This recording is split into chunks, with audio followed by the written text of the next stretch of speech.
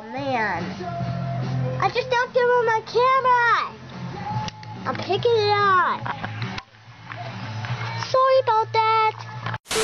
Hi my lovelies, and welcome back to my channel. Ever since I've started my series of covering mostly defunct kids channels, there is one channel that has been non-stop requested, and the reason I kept putting this off is because I don't have nostalgia for the channel, Cubo. So it seemed kind of pointless for me to cover, right? However, since then I've made exceptions talking about things like Zelfs on my channel, which I didn't grow up with, or even Pop Tropica, which was one of the virtual worlds I probably played the least, but I still covered its history. And so I thought, hey, why not? Let's talk about Cubo. More specifically, I wanted to focus on the hoax that happened when Cubo did shut down in like 2021, because I remember like kind of spectating that situation as it went down, even though I didn't really know what Cubo was at the time. But before we get there, of course, we're gonna dive into a bit of Cubo's history first. Okay, I just want to make a disclaimer that the timeline in the beginning of this video for like Cubo's early history was very hard to decipher, and I'm watching it back and I don't even know if I did a very good job at getting like the dates right, but the years are roughly right. So I just want to point that out if anything sounds slightly off, that it took a lot of digging and there was also just not a lot of information. Like it would state this happened at this time frame and this happened at this time frame, and then there wouldn't be any sources. So you kind of just had to like work with what you got. I know the history portion of this video is very minimal anyways because the focus is really like the hoax that happened in 2021, but I hate when things are wrong and then I don't realize it till after, so I just wanted to make some kind of disclaimer in case because it's bothering me. Also, no, that is not a glare. My phone decided to make an appearance in this video. I put my phone on a tripod to read my scripts like a makeshift teleprompter, don't judge me. Our story starts in summer of 2006 when it was announced to the public that Ion Media Networks, NBC Universal, Chorus Entertainment, Scholastic, and Classic Media had plans of launching a new multi-platform children's entertainment brand, which we'd soon come to know as Cubo. Right off the bat, I was just caught off guard about like how many notable names were involved with this project. I've covered plenty of channel history and there's always 2 to 3 companies involved at most. So I guess because I was going into this blind and I didn't grow up with Cubo, it was the last thing I kind of expected. I don't know why my impression was that this channel was kind of like on the obscure side compared to others, and I think it's just because I don't see it brought up regularly in nostalgia spaces like you do with big name brands like Cartoon Network or Disney Channel, you know. But out of all those companies I just listed that were involved with Cubo, you want to keep Ion Media Networks kind of in the back of your head. That is the main one. That's the people who really owned Cubo, but other names were involved. Like first and foremost, Cubo was owned by Ion Media Networks, which the same year of Cubo's conception, aka 2006, they had changed their name from Paxson Communications to Ion Media Networks. Ion Media Networks' name highlights the 3 aspects of our vision: our team's positive energy for building superior value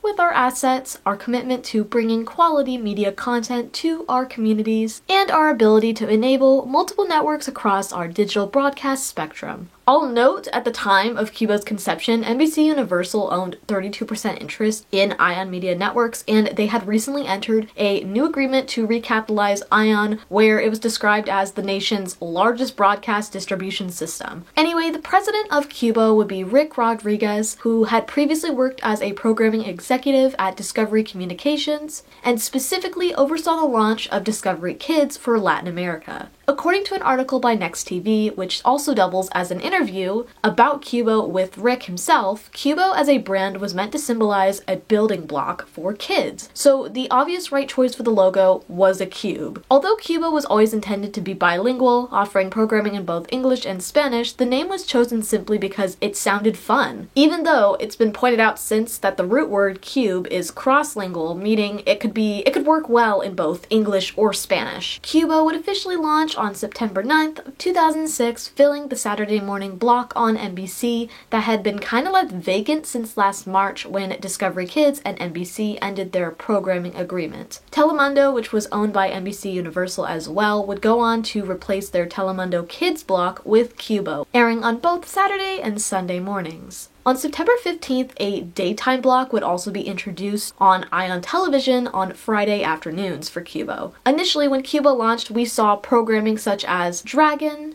Jacob Tutu, Babar, Jane and the Dragon, and lots of VeggieTales. I mean VeggieTales of course, but like also 3-2-1 Penguins and Larry Boyd the Cartoon Adventures. Despite VeggieTales amassing 50 million sales since it launched in 1993, Cubo was actually VeggieTales' like first time on TV. It was their debut on television. And that made VeggieTales the highest selling show to ever air on TV at the time. And this might seem a little random, but Big Idea was actually a subsidiary of Classic Media who was involved with this Cubo venture. So it only seemed like obvious and right for VeggieTales to make its television debut on Cubo. Now in the future I do plan to make a VeggieTales video, so I'm going to keep this bit a little short, but basically there definitely came a bit of controversy with VeggieTales being on Cubo. And this was because of how heavily the show became censored because of it airing on NBC. At the end of the day, the show's creators said it was really nothing against NBC, but more like he had worries that the show would get watered down. The more it gets taken out, the more the story is lost and things don't make sense. So personally, I see both sides. I see why NBC did what they did, and I also see why he would be concerned about his show being watered down. Roughly 4 months later, on January 8th of 2007, a 24-hour Cubo network would be launched on Ion Media's terrestrial networks, and Theodore Tugboat would be the first show to ever air on this network. Cubo, the 5-month-old venture, has launched a round-the-clock channel that gives NBC its Saturday morning kids block, billed as a new form of children's programming. With its emphasis on promoting literacy and diversity, the channel has launched on Ion Media's web of broadcast stations as a digital channel. Cubo will seek carriage via cable, satellite, and telco distribution outlets in other markets. Cubo broke some ground in September when it launched in both English and Spanish.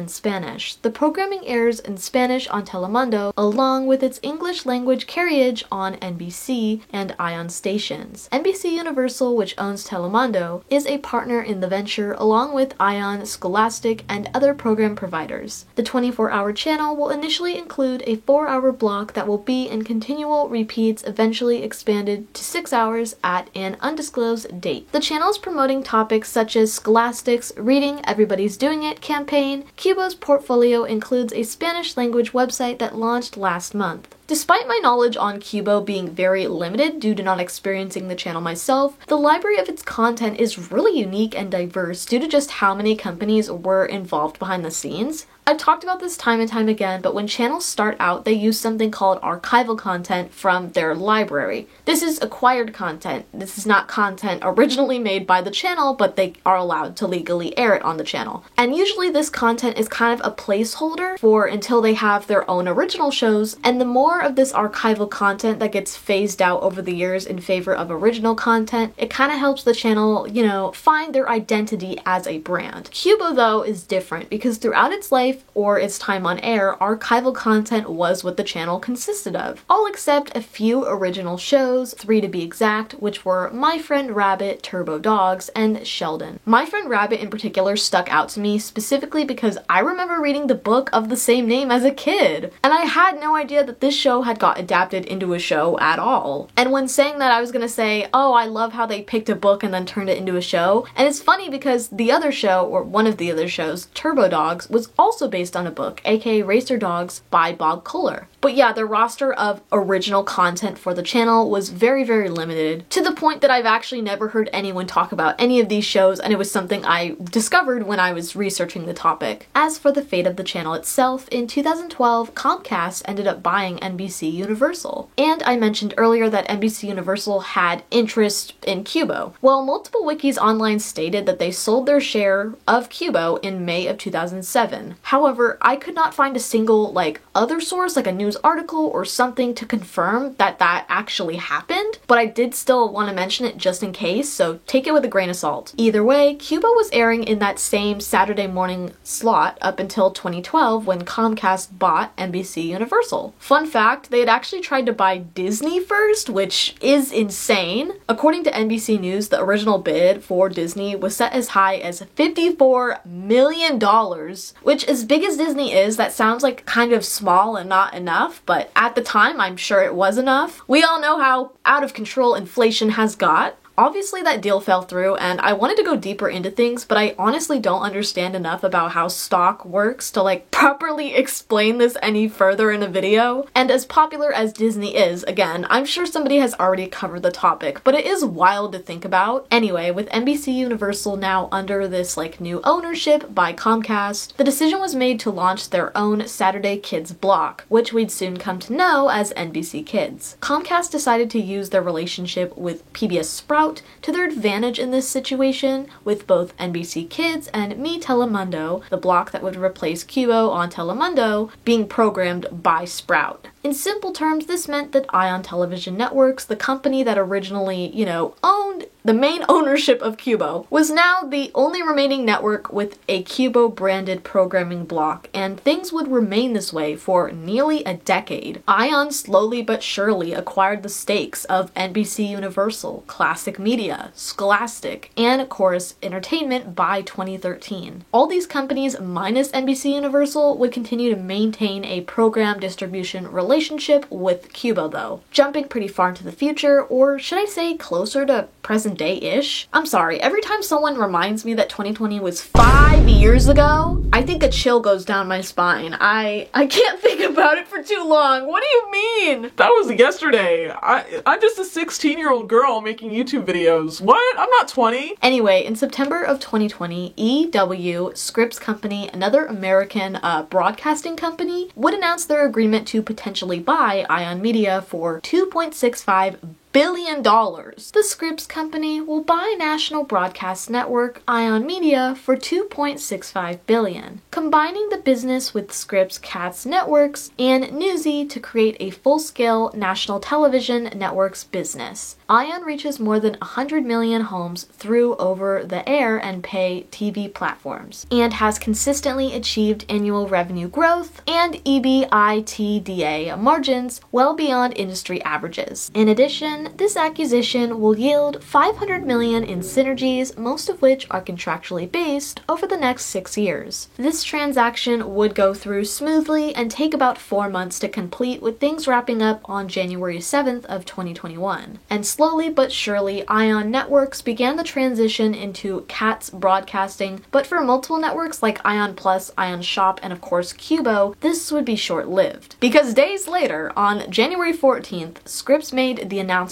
that it would discontinue Ion Plus, Ion Shop, and Cubo. The Scripps Company will begin to migrate its multicast networks Bounce, Court TV Mystery, Grit and Laugh, to carriage on the company's newly acquired Ion stations beginning March 1st. The rolling transition will continue as those networks' affiliation agreements expire over the next 5 years. Scripps will continue to operate the Ion Television Network on its 48 Ion stations, primary channels, but will cease operations of the Ion multicast networks, Ion Plus, Cubo, and Shop Ion, effective on February 28th. Obviously, with the nostalgia factor and just how easily accessible it was due to Cubo being owned by Ion, which wasn't tied to a particular cable package like other children's networks. Think of PBS Kids, if you will. It was in a similar boat. And now that I think about it, I probably didn't experience Cubo because for a lot of years I had cable until streaming came along, and then we just spent our money on faster Wi-Fi instead. And that was fine by me because I'm a huge YouTube watcher anyways. I am a YouTuber. Kinda should be expected for me. And I think I mentioned this in my Sprout video, but PBS was like that channel that like I watched when I went to my grandma's house if I needed something to watch. And I can imagine similarly how Cubo fit that shoe as well, with how easily accessible it was. My perspective as an outsider is that Cubo was either your main staple, like your go-to channel, or a channel you watched when you had limited options. But my point is, between that and the general nostalgia factor, people heard this announcement and they were saddened by the news. So naturally, people were curious to see the channel's final moments on air when it shut down, but things, they didn't exactly go as planned. You see, by reading the statement put out by Scripps, you would assume Cubo's last day on air would be, February 28th. However, Cubo actually shut down the 26th, and not only was it early, but the time it shut down, it was 9:19 p.m., which is just a very random time. Between the shutdown happening so unexpectedly and people probably finding out about it for the first time kind of after the fact, after Cubo had already shut down, after not thinking about Cubo for many, many years, and the channel simply being a childhood relic of the past, a recording of the shutdown went viral on YouTube, uploaded by user SplatKid802. You would think this would be harmless, like it's just a recording of Cubo shutting down. How nice. Beautiful even, a way to commemorate the channel for what it was. What people didn't realize though before they clicked it was this was not your typical recording of the Cubo shutdown or like a TV channel shutdown. This recording got pretty dark, let's just say. So let's break it down together. The recording starts pretty relatively normal, at least for the first 40 seconds. It's a video of a TV with a show or something like wrapping up, and we see the message, "Thanks for watching," until the TV eventually goes dark. And I don't mean just goes dark. I mean metaphorically too, it gets dark. When the screen lights up again, we're met with the haunting message, "Save Cubo now," in the right corner, along with a phone number and a timer. Another message then flashes across the top of the screen, explaining things more in detail as to what the context of the number and the message really is, and like what is going on. It reads, "Your favorite Cubo characters need your help. At 11:59 p.m. EST, Cubo will cease operations unless $2,500 can be raised by viewers like you. Call 248-434-5508 and donate now." Not to mention, the moment this pops up on screen after like changing from the seemingly normal sign out from whatever show was playing, this scary ass music starts playing with these bells chiming, and the background we see these beloved characters in front of is this like ominous like dark red cloud. All around it's just like weird ass vibes. And this is really the tip of the iceberg, because around the 1 minute and like 10-second mark we hear what sounds like a gun being shot and loaded. And one by one, as this timer gets closer and closer to 11:59 EST, we watch these characters on screen get killed off.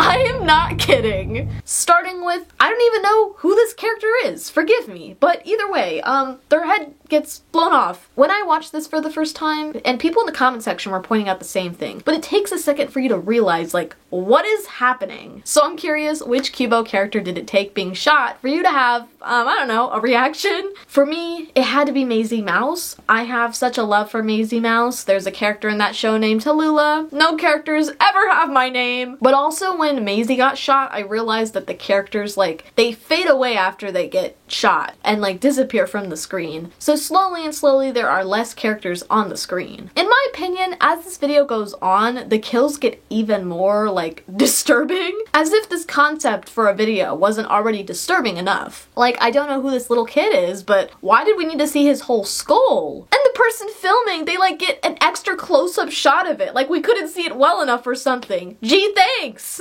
Like, at least with their heads getting blown off, it's pretty self-explanatory. I did not need to be exposed to that. Getting all quirky with their kills, like, we get it. Around the 5-minute mark of this video, the timer finally comes to an end, and they kill off the last character standing, aka Inspector Gadget. Then the screen fades to black, and we hear that bell, the same bell, chime again, and a message pops up on screen which reads, "Due to the selflessness of our viewers, Cubo is forced to cease broadcasting your favorite programs as of 11:59 EST on February 27th, 2021. We have brought you quality programming for both children and families alike since 2006, and planned to expand our network in the coming decade. Because of this closure, it will not be happening. We at Cubo and Scripps Company expected better from our viewers, and they have failed us. This is your fault." After this message fades to black and the Cubo logo pops up on screen with the text 2006 to 2021, thanks for nothing. So a pretty wild ass video overall. The initial reception of this video as someone who watched it like back when it was first posted was basically, wow, how could a channel with such a wholesome nature end on such a horrific note? But let's read some of the comments, shall we? This is actually their fault. Scaring children at 11:56 p.m. and asking in 4 minutes for $2,500, all while burning their favorite universe to the ground? Little by little, that's just fucked up. Realistically speaking, what was Kubo's plan if they did raise the money in time? Just say like, JK guys, your favorite characters actually did not die in a horrific way? Now back to regularly scheduled programming? POV, you don't have cable but are still traumatized by how the characters were killed off and the toxicity of the company. Well, that's certainly one way to wrap up your last day on the job. This is just disturbing. I don't have Kubo on my TV and I didn't care for it that much, but why did they end their channel like that? Like, are they unaware that there are children watching this channel? The characters getting shot, the red background and saying it's your fault and thanks for nothing? This is the absolute worst I have seen from this network. Completely unacceptable. At the time, when this video was like freshly posted, the credibility wasn't immediately questioned due to people corroborating the story in the comment section. However, obviously with how beloved this channel was, more videos surfaced on YouTube of the Kubo shutdown, which painted a very different picture and showed us just, you know, your typical TV shutdown. Nothing scary or extravagant happened, no childhood characters were harmed, murdered, or shot. The channel just shut down like it was intended to do with the circumstances at hand. Even just by me briefly researching the channel itself, a send-off like this doesn't completely seem to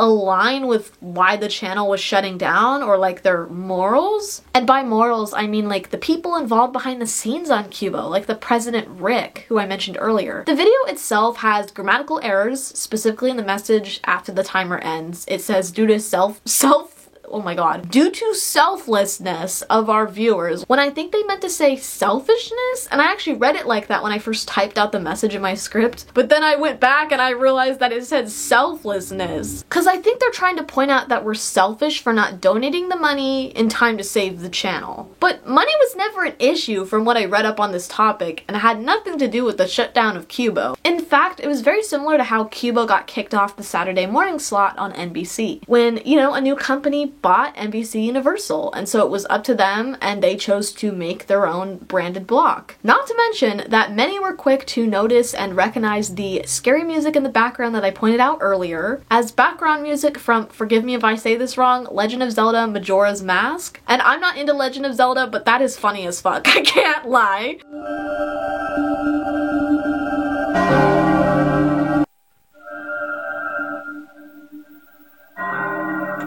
Same goes for like the characters on screen. From my experience as an editor, I could immediately tell the characters were just like easily accessible PNGs from Google that someone just slapped together in an editing software, which YouTuber Randy Lent confirms in his video, finding all the exact PNGs on Google, showing a side-by-side comparison and all. Usually I try not to watch videos about topics I cover, but because it's been so long and I remembered seeing his video when this situation first happened, I had to rewatch it and mention his video in mine. Randy even calls the phone number that is on screen in the hoax video, and you straight up are met with a rickroll despite what Splat Kid wants you to believe in this edited description. Edit March 7th, 2021. I'm getting a lot of messages from Super Keegan 9100 saying this is fake, but it's not. I don't have a desktop CPU or laptop or anything, only my tablet. I can't even edit good videos, so please leave me alone, Keegan, and stop saying I made this. And you're probably wondering, just like Randy did in his video, who is Super Keegan? And what could Super Keegan have possibly said to set off Splat Kid so badly that he edited his description? Well, Super Keegan is actually one of the mods for the Kubo fandom wiki.